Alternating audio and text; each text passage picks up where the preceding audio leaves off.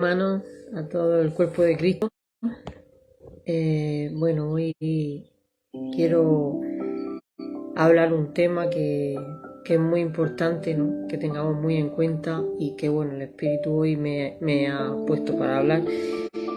Y, bueno, es el mandamiento más grande, ¿no? Que hay, que nos dio nuestro Señor Jesucristo, que es amarás a Dios con todo nuestro corazón, ¿no? Amar a Dios sobre todas las cosas. Este mandamiento es el más importante, ¿no? Que el Señor nos dio. Y bueno, lo que pasa es que muchos no acaban de entender qué significa este gran mandamiento. Y bueno, vamos a adentrarnos un poco más para, pues, escudriñar un poco, ¿no? ¿Qué significa verdaderamente amar a Dios por encima de todas las cosas? Los fariseos y los escribas muchas veces trataron de tentar a Jesús con varias preguntas. Sin embargo, otros le decían preguntas genuinas porque buscaban de verdad respuestas. Y bueno, hay una pregunta la cual se le preguntó 2 veces por diferentes personas. Una quería aprender y otra lo que quería era tentarle. Se trata de la pregunta de cuál es el mandamiento más grande de todos. Vamos a leer los pasajes. En Mateo 22, del 35 al 38, y uno de ellos, intérprete de la ley, preguntó por tentarle, diciendo: Maestro, ¿cuál es el gran mandamiento en la ley? Jesús le dijo: amarás al Señor tu Dios con todo tu corazón, con toda tu alma y con toda tu mente. Este es el primero y gran mandamiento. Luego tenemos en Marcos 12, 28 al 30, como otro tipo de persona le hizo casi la misma pregunta, pero esta vez no era para tentarle. Acercándose uno de los escribas, de los que había oído disputar y sabía que les había respondido bien, le preguntó: ¿cuál es el primer mandamiento de todos? Jesús le respondió: el primer mandamiento de todos es: Oye, Israel, el Señor nuestro Dios, el Señor es uno. Como sabemos, Dios es uno, Dios se manifestó en carne. Y amarás al Señor tu Dios con todo tu corazón y con toda tu alma y con toda tu mente y con todas tus fuerzas. Este es el primer mandamiento. Aquí vemos cómo Jesús declaró que el primer y gran mandamiento es amar a Dios sobre todas las cosas. Pero, ¿qué significa verdaderamente amar a Dios sobre todas las cosas? Como vemos, amar a Dios con todo nuestro corazón, pues es un sentimiento muy grande, ¿no? Que tiene que salir de nosotros, pero desafortunadamente vivimos en una época donde la palabra de Dios ha terminado significando poco, ¿no? Para las personas. Amar a alguien se confunde con caerle bien. Sin embargo, que alguien te caiga bien no necesariamente constituye el amor en términos bíblicos. Caerle bien a alguien o que alguien te caiga bien, eso no es el amor de Dios. En términos bíblicos, el amor está conectado estrechamente con guardar los mandamientos del Señor, con hacer la voluntad de Dios por encima de la nuestra. Y esto lo dejó Jesús muy claro, escrito, por ejemplo, en Juan 14, en el versículo 15, dice: si me amáis, guardad mis mandamientos. Amar al Señor es guardar sus mandamientos. Ahí demostramos que verdaderamente tenemos amor a Él. Y en Juan 14, del 21 al 24, dice: el que tiene mis mandamientos y los guarda, ese es el que me ama. Y el que me ama será amado por mi Padre, y yo le amaré y me manifestaré a él. Le dijo Judas, no el Iscariote: Señor, ¿cómo es que te manifestarás a nosotros y no al mundo? Respondió Jesús y le dijo: el que me ama, mi palabra guardará, y mi Padre le amará, y vendremos a él y haremos morada con él. Sabemos que Dios es uno, que Jesús era Dios manifestado en carne. Por eso Jesús hablaba en nombre del Señor, ¿no? de Dios Padre. El que no me ama no guarda mis palabras, y la palabra que habéis oído no es mía, sino del Padre que me envió. Amén. El Señor Jesucristo fue Dios manifestado en carne. Ese también es el problema de muchas personas que no aceptan al Señor Jesucristo como Dios. También en Deuteronomio 5, del 8 al 10, leemos: no harás para ti escultura, ni imagen alguna de cosa que está arriba en los cielos, ni abajo en la tierra, ni en las aguas debajo de la tierra. No te inclinarás a ellas, ni las servirás, porque yo soy el Señor tu Dios, fuerte, celoso, que visito la maldad de los padres sobre los hijos, hasta la tercera y cuarta generación de los que me aborrecen, y hago misericordia a millares, a los que me aman y guardan mis mandamientos. Aquí vemos cómo el Señor, el amar al Señor es guardar sus mandamientos. La palabra de Dios lo dejó totalmente claro. Jesús lo dejó, que el que ama a Dios guarda la palabra de Dios y la cumple. Y el que no ama a Dios no puede cumplir la palabra, no la guarda, no guarda sus mandamientos. Entonces, amar a Dios no significa que vayas a un templo de piedra y te sientes en la banca muy feliz y muestres emociones y positividad. Eso no es amar a Dios. El amar a Dios más bien significa que hagas la voluntad de Dios. Y hacer la voluntad de Dios, te guste o no te guste, porque muchas veces no te va a gustar hacer la voluntad de Dios. Pero si lo amas por encima de todas las cosas, te someterás a Él y la harás. En primera de Juan 4, del versículo 19 al 21 dice, nosotros le amamos a Él porque Él nos amó primero. Si alguno dice, yo amo a Dios y aborrece a su hermano, es mentiroso, pues el que no ama a su hermano, a quien ha visto, ¿cómo puede amar a Dios a quien no ha visto? Y nosotros tenemos este mandamiento de Él: el que ama a Dios, ama también a su hermano.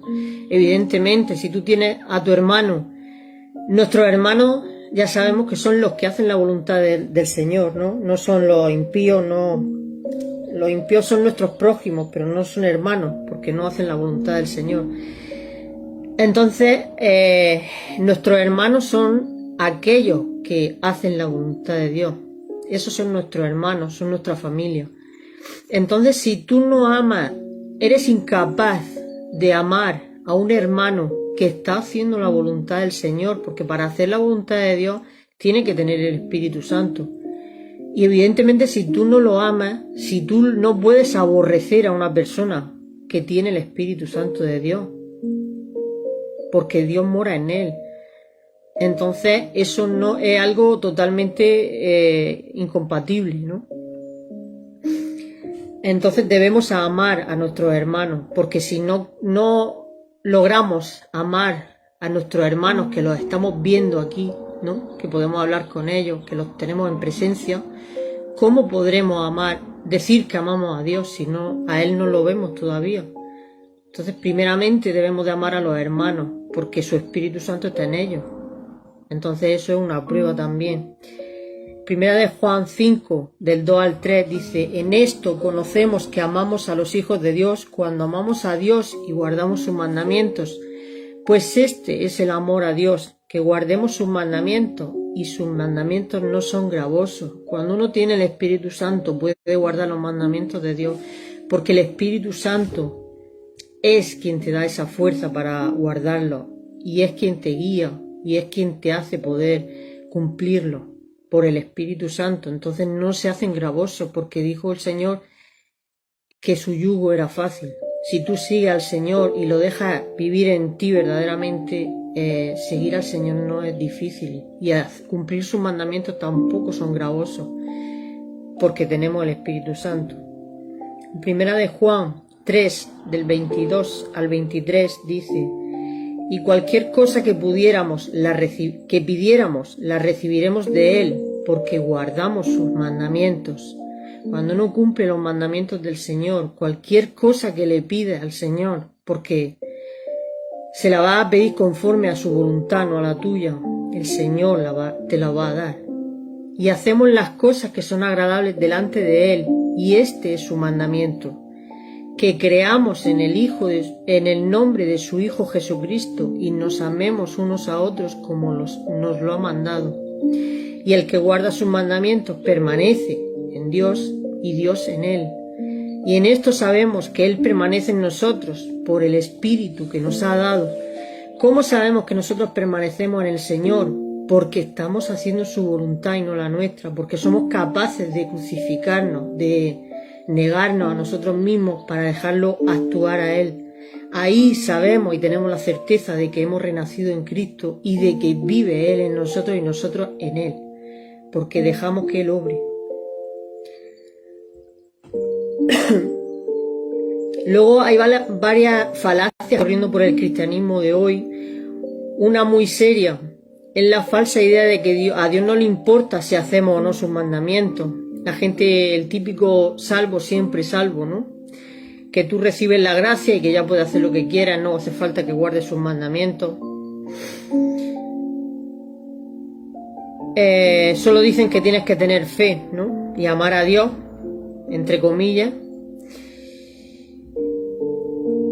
pero no guardan sus mandamientos. Esto es una doctrina de demonios totalmente, porque dice que la fe sin obra está muerta. La fe, por mucha fe que tú tengas, si no cumples con la voluntad del Señor, si tú no guardas los mandamientos del Señor, si tú no quieres hacer la voluntad de Dios, no puedes creerte que eres salvo, no puedes creer que estás disfrutando de la gracia. La gracia no es para pecar, la gracia es para redimirte de los pecados. La gracia hace que puedas rechazar el pecado y que vivas según la voluntad de Dios, precisamente.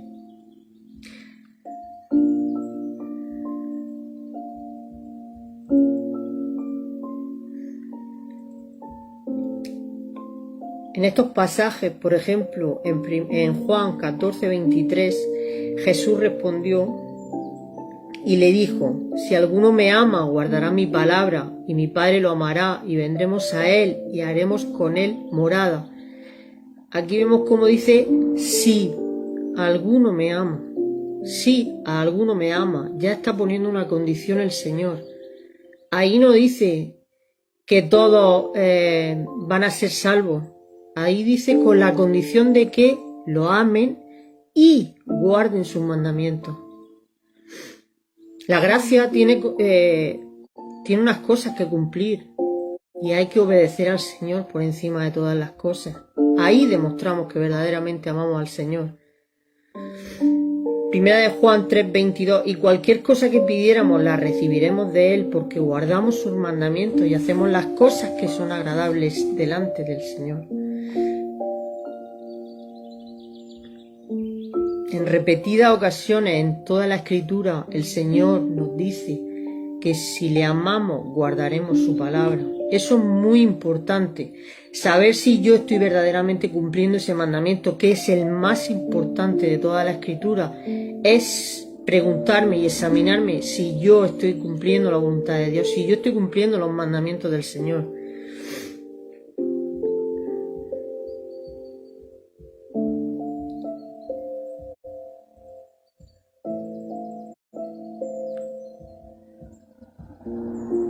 Más adelante, también, otra área de confusión cuando se trata de hacer la voluntad de Dios es la idea de que deberíamos de hacer la voluntad de Dios solo si lo sentimos.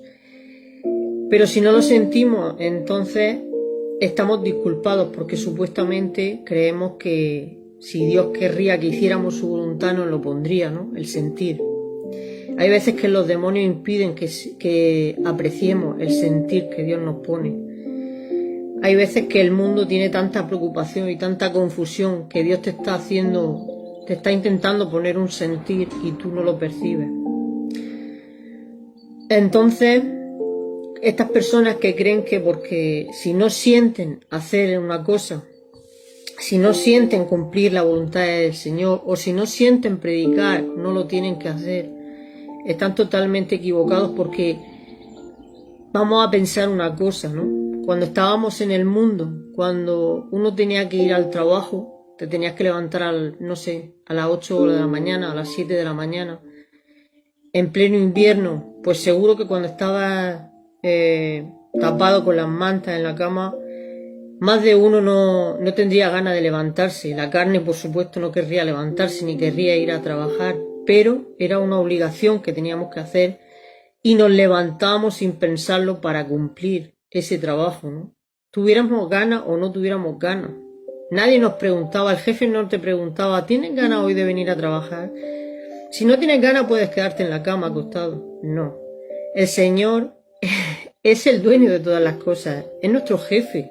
Cuando nosotros rechazamos el mundo y volvemos a nacer, Él es nuestro jefe. Nuestro trabajo es trabajar para Él. ¿Y cómo trabajamos para Él?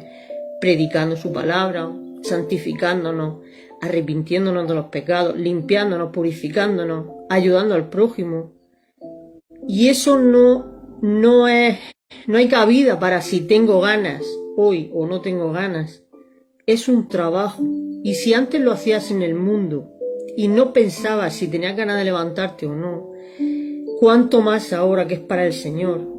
Tenemos que levantarnos cada mañana y trabajar, no pensando si tenemos ganas de hacerlo o no, sino pensando que tenemos que hacerlo para el Señor y pidiéndole al Señor que cada día nos dé más ganas y más fuerza, porque el enemigo solo quiere debilitarnos, solo quiere alejarnos de la palabra del Señor. Aquí tenemos un ejemplo de esto que estoy hablando, donde nos dice: si tu ojo te es ocasión de caer, sácalo y échalo de ti. No dijo si tu ojo te es ocasión de caer y sientes sacarlo, entonces hazlo. Pero si no sientes sacarlo, entonces estás disculpado, puesto que no sientes sacarlo, lo puedes dejar ahí produciendo que sigas pecando. El Señor no dice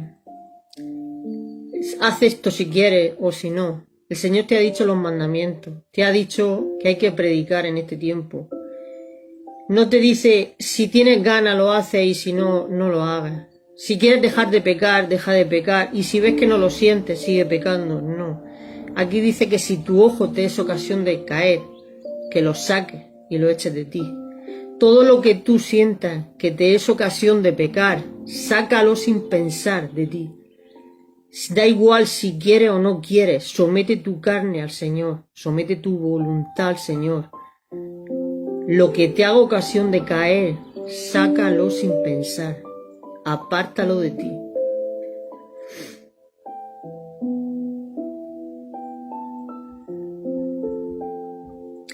Tenemos otro ejemplo en Mateo 21, del 28 al 31. Dice: ¿pero qué os parece? Un hombre tenía 2 hijos, y acercándose el primero le dijo: Hijo, ve a trabajar a mi viña. Respondiendo él dijo: No quiero. Pero después, arrepentido, fue. Y acercándose el otro le dijo de la misma manera, y respondió a él, dijo: Sí, Señor, voy. Pero no fue. ¿Cuál de los 2 hizo la voluntad de su padre? Dijeron ellos: el primero. Jesús les dijo: de cierto os digo que los publicanos y las rameras van delante de vosotros al reino de Dios. Aquí vemos cómo, aunque uno no tenga ganas de hacer algo para el Señor, debe de hacerlo al final, porque es el que se justifica delante del Señor. Estamos trabajando en la hora última, en el fin del mundo, y debemos de esforzarnos para hacer la voluntad del Señor, para cumplir sus mandamientos. No hay otra manera de entrar al reino de los cielos, esforzándonos. La gracia no es algo que te la da el Señor y ya lo tienes todo hecho y te puedes acostar a dormir a esperar el día del arrebatamiento. No. Hay que hacer cosas para el Señor, hay que trabajar para el Señor, hay que, sobre todo, arrepentirnos, limpiarnos, purificarnos, limpiar nuestras vestiduras. Y si podemos ayudar o exhortar o darle alguna palabra a alguien que le pueda ayudar a un hermano, debemos de hacerlo también. No importa que no tengas ganas, tienes que hacerlo. Es el trabajo que Dios nos ha encargado.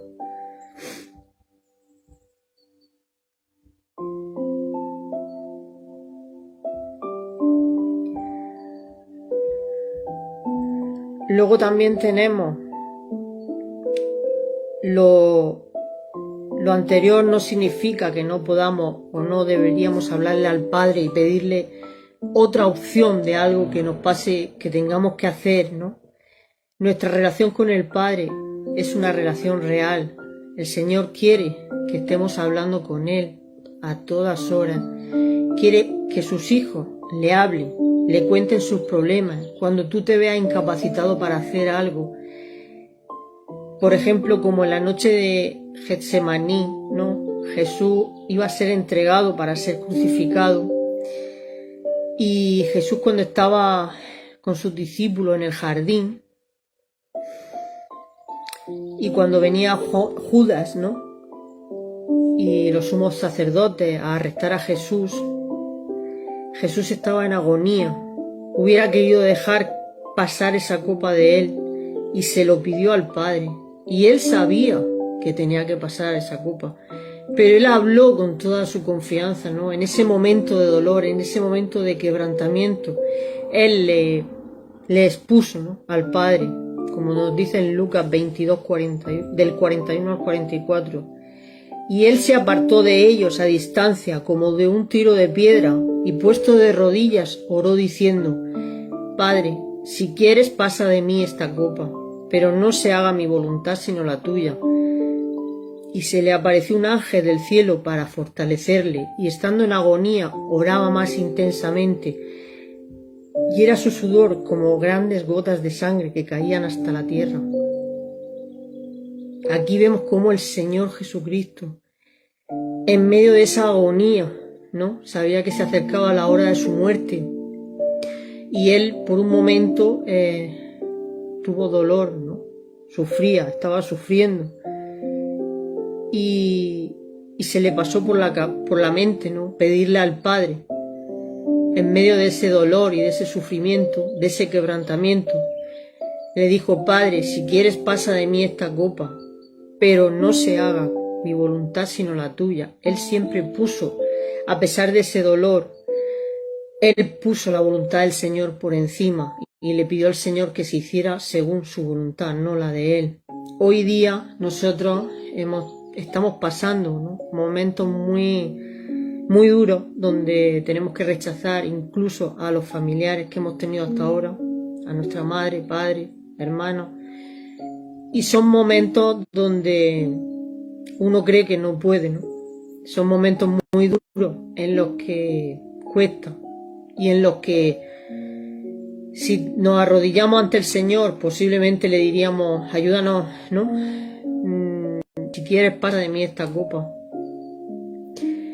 Pero siempre hay que decirle al Señor que ojalá, ¿no? Yo en ciertos momentos hay cosas, ¿no?, muy duras de las que quisiéramos no tener que pasarlas, pero tenemos que pedirle al Señor que, si esa es su voluntad, que se haga según su voluntad. Aquí vemos cómo el Señor Jesucristo se lo pidió de esta manera al Padre, y dice: y se le apareció un ángel del cielo para fortalecerle. Aquí vemos cómo el Señor no desampara a nadie, y si tenemos que pasar una copa dura, si tenemos que pasar una prueba, ¿no?, muy dura, vemos cómo, teniendo esa relación, esa comunión con el Padre, vemos cómo el Señor envía un ángel a fortalecer a nuestro Señor Jesucristo. De la misma manera, que no quepa duda que el Señor, en las pruebas más duras que nos haya mandado pasar, si tenemos esa confianza en el Señor y no pensamos en retroceder, sino pensamos en que, aunque sea dura la prueba, queremos cumplirla por encima de su voluntad, el Señor va a mandar ángeles, va a mandar lo que sea para fortalecernos y poder pasar esa prueba. Porque el Señor, no nos olvidemos, el Señor lo controla todo, controla nuestras mentes, nuestros corazones, lo controla absolutamente todo. Él solo quiere que cumplamos su voluntad. Es tan fácil como someterse al Señor. En una prueba donde no podamos, someternos al Señor y Él nos va a dar la fuerza, las armas, todo lo que necesitemos para superar esa prueba. Es que Él es tan maravilloso y tan grande.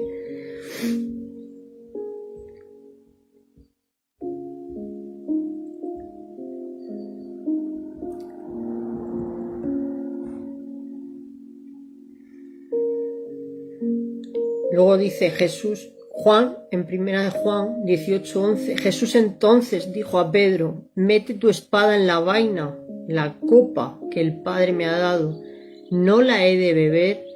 Aquí vemos como Pedro, cuando quería cortar, que le cortó la oreja, ¿no?, al soldado, Pedro quería interponerse, ¿no?, para la obra que tenía que cumplir el Señor, pero el Señor lo paró y le dijo, la copa que el Padre me ha dado, tengo que bebérmela. Así también nosotros cuando uno tiene el Espíritu Santo sabe que tiene que cumplir la voluntad del Señor, aunque cueste quebrantar todo nuestro corazón. Y no podemos retroceder ni querer impedir esa copa si sabemos en el Espíritu que tenemos que cumplirla. Entonces, este es nuestro ejemplo, ¿no? Que, como luego Pablo nos dice en Filipenses, por ejemplo, nos dice Filipenses 2, del versículo 5 al 11, haya pues en vosotros este sentir que hubo también en Cristo Jesús, el cual, siendo en forma de Dios, no estimó el ser igual a Dios como cosa que aferrarse, sino que se despojó a sí mismo, tomando forma de siervo, hecho semejante a los hombres. Estando en la condición de hombre, se humilló a sí mismo, haciéndose obediente hasta la muerte y muerte de cruz, por lo cual Dios también lo exaltó hasta lo sumo y le dio un nombre que es sobre todo nombre, para que en el nombre de Jesús se doble toda rodilla de los que están en los cielos y en la tierra y debajo de la tierra, y toda lengua confiese que Jesucristo es el Señor, para gloria de Dios Padre. Aquí vemos cómo Jesús se humilló a sí mismo. Dijo que se haga tu voluntad, no la mía. Jesús era Dios mismo manifestado en carne. Y Él mismo obedeció al Padre. Él mismo sometió su carne a la voluntad de Dios. Este fue el mayor ejemplo que Dios nos ha podido dar. Lo mismo debemos de hacer nosotros. Someter nuestra carne a la obediencia, a la voluntad del Señor, no a la nuestra. Filipenses 2, del 12 al 13 dice, por lo tanto, amados míos, como siempre habéis obedecido, no como en mi presencia solamente, sino mucho más ahora en mi ausencia, ocupaos en vuestra salvación con temor y temblor, porque Dios es el que en vosotros produce el querer como el hacer por su voluntad. Por lo tanto, amados míos, esto es porque tenemos tal ejemplo de obediencia, Jesucristo nuestro Señor, obedezcamos también cuidando nuestra salvación con temor y temblor de Dios, que es el obrar en nosotros, el querer como el hacer, por su buena voluntad, como nos dice Santiago 4, versículos 6 al 10. Pero Él da mayor gracia, por esto dice, Dios resiste a los soberbios y da gracia a los humildes.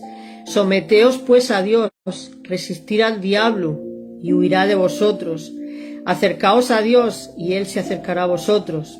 Pecadores, limpiad las manos, vosotros los de doble ánimo, purificad vuestros corazones, afligíos y lamentad y llorad.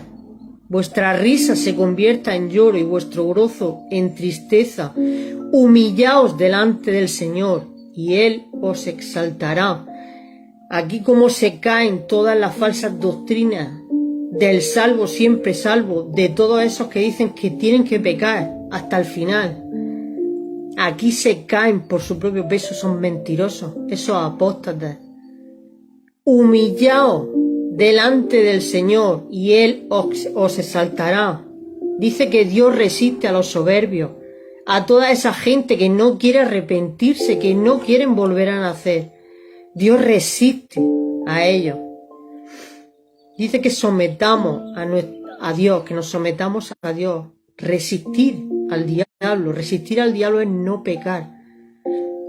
Y huirá de vosotros. Es tan grande la palabra del Señor. Amar al Señor con todo nuestro corazón es el mandamiento más importante. Pero amar al Señor, amar a Dios, no es un estado donde sentimos bonito, donde vamos a sentir mucha positividad. Amar a Dios es hacer su voluntad. Y para hacer su voluntad hay que tener fe, hay que cumplir sus mandamientos, hay que someterse al Señor. No creamos las falsas doctrinas, no creamos esas falsas doctrinas de amar. Yo amo, Dios es amor. Pero ellos no cumplen la voluntad de Dios. Entonces, ¿qué amor tienen? ¿Cómo van a amar al prójimo si ni siquiera aman a Dios? Si no cumplen sus mandamientos. Lo dice bien claro en la palabra. Si me amáis, guardad mis mandamientos.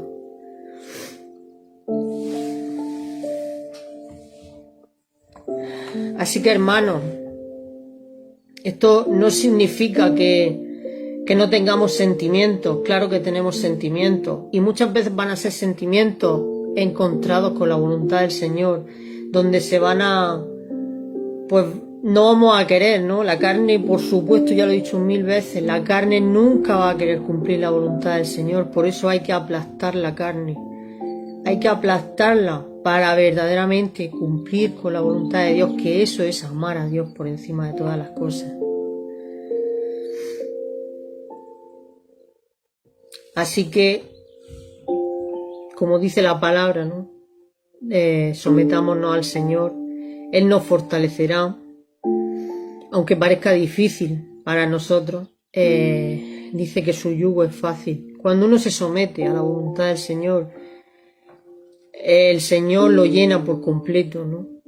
Tienes que vaciarte de la inmundicia, del pecado, para dejarle el sitio a Él, el trono.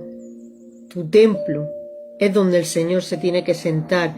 Y evidentemente el Señor, que no te quepa duda que el Señor no se va a sentar en un templo donde permanentemente sigas pecando. Ahí no está el Señor.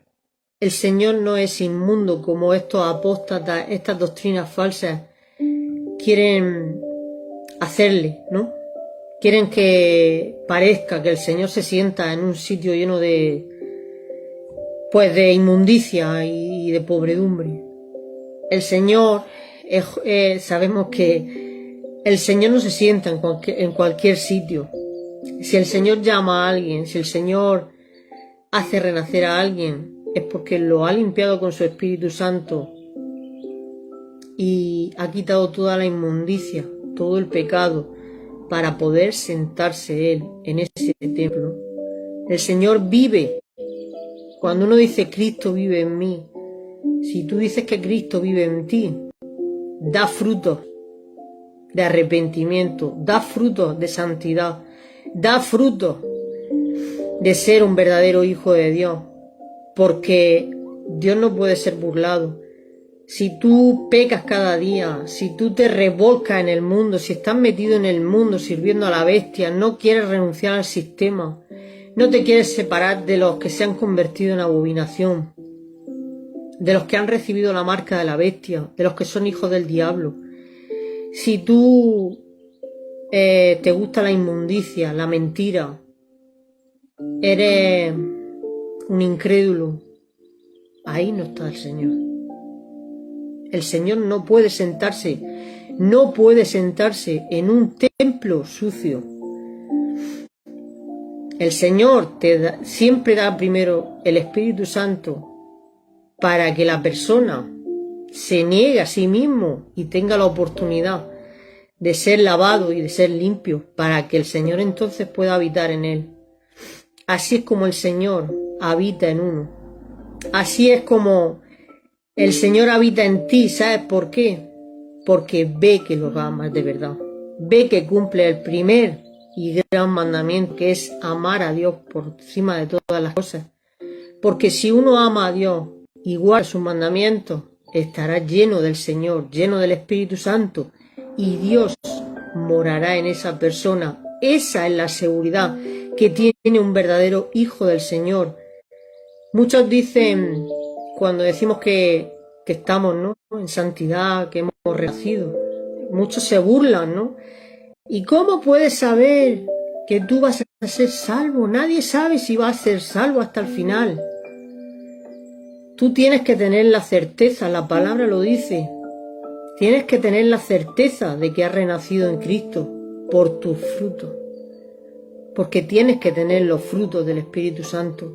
Tú tienes que saber que ha habido un cambio radical totalmente en tu vida. Cuando uno recibe el Espíritu Santo y renace en Cristo, hay un cambio radical. Ya no eres la persona que eras antes para nada. Eres nueva criatura en Cristo Jesús. Y los que verdaderamente han renacido en Cristo, claro que saben que han renacido en Cristo. Claro que sienten al Señor cada día. ¿Sabes por qué? ¿Sabes cuál es la prueba más evidente? Porque ya no puedo hacer lo que yo quiero hacer. Porque someto mi voluntad a la del Señor. Porque aunque yo quiera ir hacia la izquierda, si el Señor va a la derecha, voy a la derecha. Si el Señor me dice levanta, aunque yo quiera estar acostada, me levanto. Esa es la prueba que tenemos de que somos hijos del Señor y de que estamos como el Señor quiere. Porque nos sometemos a su voluntad. Porque guardamos sus mandamientos. Así que, hermanos, bueno, esto ha sido un trocito de este tema. Y bueno, espero que el Señor siga poniéndonos, ¿no?, más temas cada día. Nos esforcemos un poquito más porque estamos todos muy cansados. A veces ya no tenemos casi fuerza, pero el Señor sigue poniéndonos esa fuerza. Y como he dicho, aunque no tengamos fuerza, es nuestra obligación terminar y cumplir la voluntad del Señor por encima de todas las cosas y cumplir sus mandamientos hasta el final. Así que un gran abrazo a todos, hermanos. Y que el Señor los bendiga, los guarde, los fortalezca, ponga la armadura suya cada día en cada uno de vosotros y que podamos terminar estas batallas en el nombre de Jesucristo, fortaleciéndonos cada día más en Él y cumpliendo su voluntad. Amén y amén. Un saludo, hermano.